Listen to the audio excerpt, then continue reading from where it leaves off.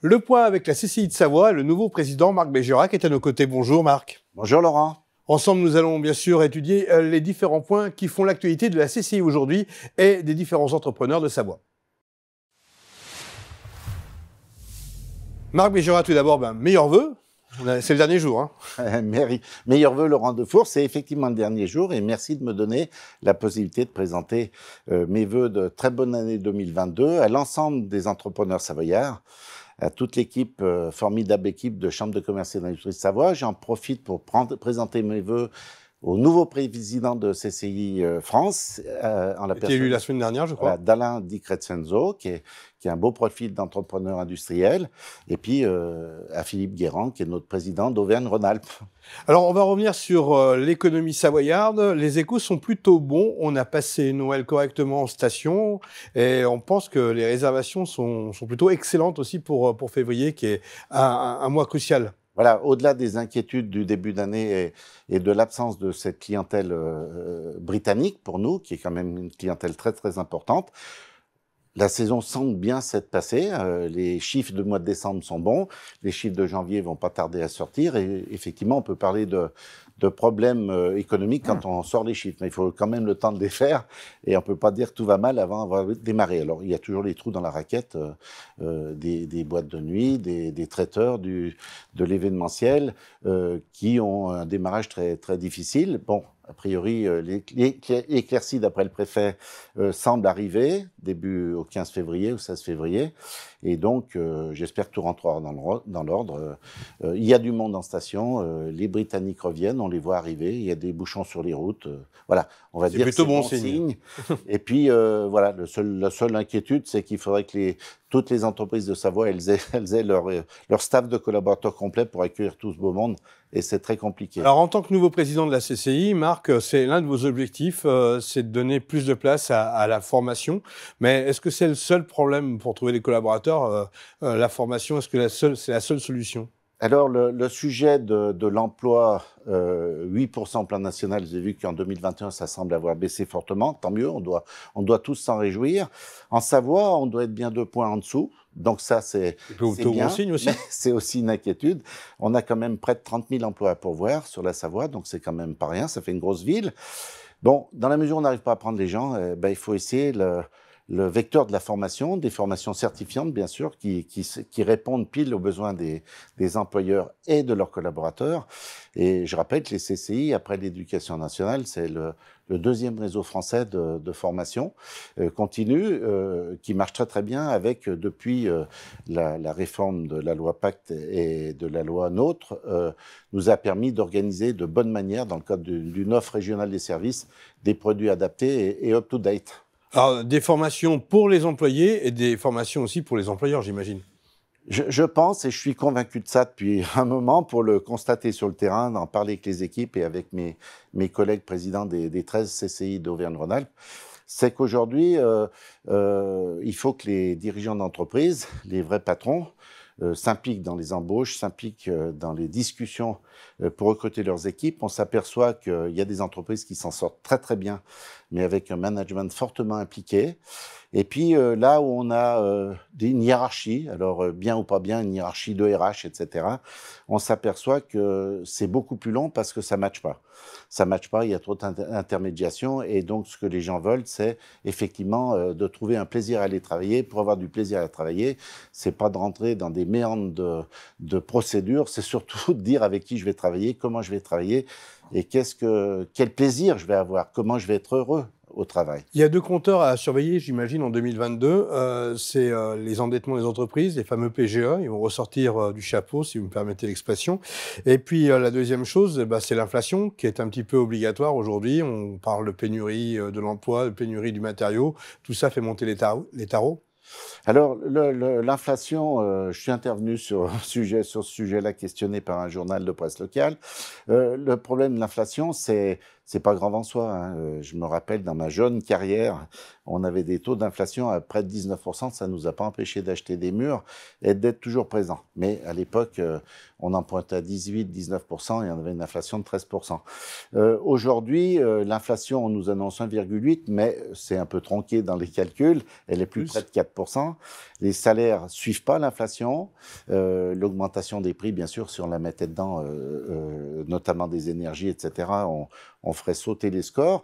Il n'empêche que moi, je crains, au-delà de... Alors, les gens qui ont des dettes à taux fixe, c'est pas forcément mal, hein, parce que c'est les gommes tout doucement, mais je pense plutôt à notre État qui va voir sa dette évoluer, qui va nous rendre encore moins compétitif le pays, et ça, c'est une inquiétude. Alors, les PGE... C'est quoi l'effet boomerang de ces dettes de l'État? Parce qu'à un moment donné, il va falloir qu'on paye, tout le monde le dit. Voilà. Alors, vous avez un avis?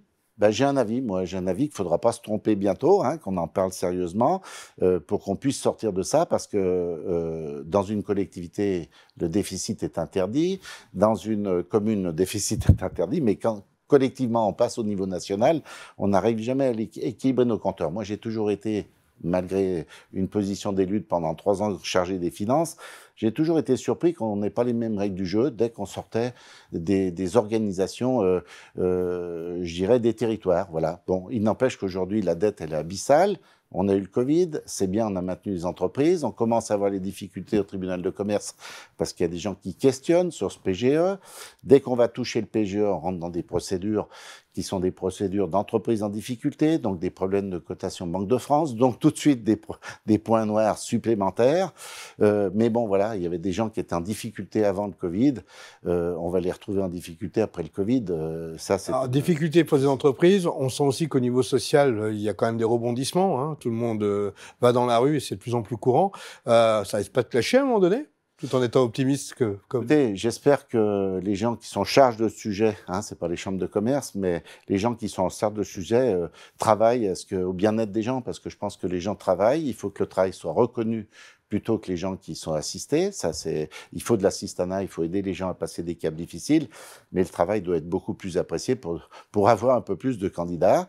Et je dis bien, aujourd'hui, on a des contraintes, ce qui fait que sur une fiche de paye, entre le loyer qui augmente, les contraintes au-delà du téléphone, de Bing Spend, tous les abonnements que les jeunes aiment bien avoir, etc., l'énergie, on se retrouve avec des restes à payer qui fait qu'il y a moins de gens dans les restaurants, il y a moins de gens dans les dépenses somptuaires, parce qu'effectivement, ils serrent tous la vis. Ben, nos élus doivent trouver la solution. Moi, je pense qu'on pourrait regarder un petit peu dans notre pays proche, la Suisse. On a eu une expérience, on s'aperçoit effectivement que c'est un gros aspirateur et qu'effectivement, si on ne trouve pas nos collaborateurs en Savoie, c'est que peut-être ils ont été, j'irais, aspirés à quelques kilomètres d'ici. Alors, la formation, pour en finir, Laurent, c'est de travailler ensemble avec la Haute-Savoie et l'Ain. Hein, nous avons un centre de polarisation.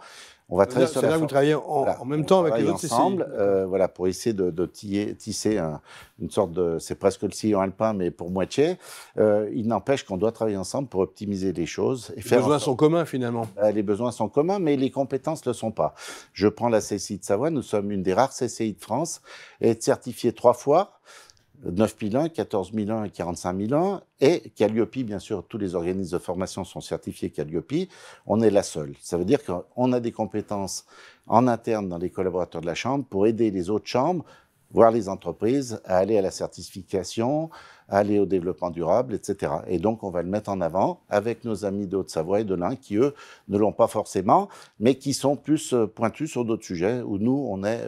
complémentarité, finalement. En fait. On en vient donc à ce déménagement, parce que vous avez en fait des locaux qui étaient loués jusqu'à présent à Technolac, oui. Une belle superficie, un bâtiment plus moderne, on va dire plus adapté aux besoins d'aujourd'hui en termes de tertiaire. Alors c'est une réelle opportunité quand on s'est présenté, qu'on a fait une équipe pour essayer de voir nos axes de la mandature. On n'avait pas identifié le départ de notre locataire aussi rapidement. Donc ce locataire, qui est la société Telt, hein, qui sont plus d'une centaine de personnes, était installé temporairement à Technolac pour gérer les problèmes du tunnel. Pour info, vous êtes une 60aine à la CCI. Et nous, on est 60 à la CCI. Alors je compte pas le télétravail, etc. Hein, parce qu'aujourd'hui, il faut s'adapter aussi. On a un jour de télétravail en Savoie, donc effectivement, on a un peu de place. Et donc, on s'est posé la question de savoir s'il fallait retrouver un locataire spécifique comme ça va être très difficile. Et nous, on est franchement mal installés. Hein, ça ne veut pas dire qu'il n'y a pas l'histoire, que nos prédécesseurs n'ont pas fait ce qu'il y avait à faire. Le bâtiment principal, il date de 1930, 1931. Sur plusieurs étages aussi. Voilà, sur 5 étages avec la cave. Plus besoin de plateau aujourd'hui avec les nouvelles. Et aujourd'hui avec des bureaux adaptés, très, très jolis. Enfin, pour ceux qui aiment l'ancien, c'est très joli, mais ce n'est pas adapté à faire du transverse, à faire de la formation. C'est-à-dire que vous allez revendre le local actuel? Voilà, je pense qu'on va déjà déménager fin d'année 2022, début 2023. On va essayer de déménager rapidement dans le bâtiment Homer, à côté de la traverse sur la commune du Bourget-de-Nac, donc Technolac, hein, le Bourget. Et quand le bâtiment sera vide, on le mettra à la vente, on va commencer à s'y attarder. Et l'ensemble des élus de la CCI de Savoie m'ont donné leur mandat pour avancer sur ce sujet. Alors, deux sujets aussi qui vous tiennent à cœur. Et donc, vous avez été la transition numérique, vous avez été chargé au niveau de la région à représenter avec Christophe Caron, président de la CCI Nord-Isère, cette transition numérique. Comment vous la voyez? Qu'est-ce que vous voulez apporter? Et quels sont réellement les besoins aujourd'hui? Les besoins, ils sont énormes sur le sujet quand on voit le constat qu'on a aujourd'hui. On a l'arrivée de la facture électronique qui va effectivement simplifier les comptes d'exploitation des entreprises, mais qui va nous permettre aujourd'hui d'analyser de manière plus fine différents ratios d'analyse parce qu'on va aller au cœur de la facture, on va aller attraper les conditions juridiques, on verra les conditions de sortie d'un contrat, ça va nous apparaître de manière automatique, donc on pourra piloter plus facilement. Mais on est au début, on est assez éloigné, on regarde les commerçants, on regarde les prestations de services, on s'aperçoit qu'il y en a encore peu, qu'on fait l'effort à la fois d'être visible de leurs clients. Hein. C'est aujourd'hui le commerçant, il a une belle vitrine, il travaille sa vitrine, et puis le chaland, il passe devant et il regarde la vitrine sur l'iPhone. Pas forcément la vitrine qui est à côté de lui. Les nouvelles habitudes que les consommateurs ont su prendre, mais pas forcément les entreprises. Donc, et les commerces. Voilà, comment les faire bifurquer pour entrer dans les commerces. Donc c'est un vrai sujet. On y travaille dans les 5 jours pour entreprendre, pour créer, pour développer, pour faire. Donc cette transition. C'est pourtant une question qu'on se pose depuis longtemps. Hein. On se la pose, mais on n'a pas agi en conséquence. Et dans ce pays, en France, si on n'a pas quelque chose qui est un peu obligatoire, on n'avance pas bien. On a eu 35 heures, on a bougé, on a eu plein de choses. On a ces histoires de Covid qui ont permis finalement, en toute obligation, de dématérialiser, de faire des visios, de travailler de manière plus moderne. Et c'est vrai qu'il y a 2 ans en arrière, on n'était pas encore up-to-date, comme je dis. Mais aujourd'hui, force est de constater que dans nos différentes réunions, on fera du présentiel, on fera de la visio, ça va être du mixte, et donc quelque part, on va pouvoir travailler plus facilement. Ça, l'appliquer, j'imagine, à la CCI, et aussi l'appliquer chez l'ensemble des ressortissants des entrepreneurs. Voilà, ça c'est le chantier. Voilà. L'écologie dans tout ça? La transmission écologique, on est dedans, hein, parce que on doit faire 300 diagnostics de développement durable au niveau de la CCI. On travaille aussi pour la Haute-Savoie pour les aider sur ce sujet-là. On a une équipe qui est très formée. Et donc, on a dans cette équipe des gens qui sont à fond sur cette transition écologique. Et donc, elles vont nous aider, ces personnes, sur différents mandats pour pouvoir faire transpirer, entre guillemets, plus rapidement ces notions économiques. Le problème, c'est qu'il faut du temps au temps et qu'aujourd'hui, et je crois que vous avez fait une interview il n'y a pas très longtemps des élus de la CPME qui parlaient du fait qu'on nous poussait à acheter des voitures électriques, mais que les prises n'étaient pas forcément toutes là. C'est le sujet. Comment on peut faire? À chaque technologie, il y a eu une période un peu. Pour que ça se passe bien, il faudrait qu'on anticipe un peu certaines choses, quoi. À défaut, ça va créer des contraintes et on n'a pas besoin de ça aujourd'hui. Bon, Marc Bégirat, je vois que votre emploi du temps va être bien chargé sur cette année 2022. Alors, encore une fois, meilleurs vœux et merci d'être venu sur notre plateau. Merci à toi, Laurent, et à très bientôt.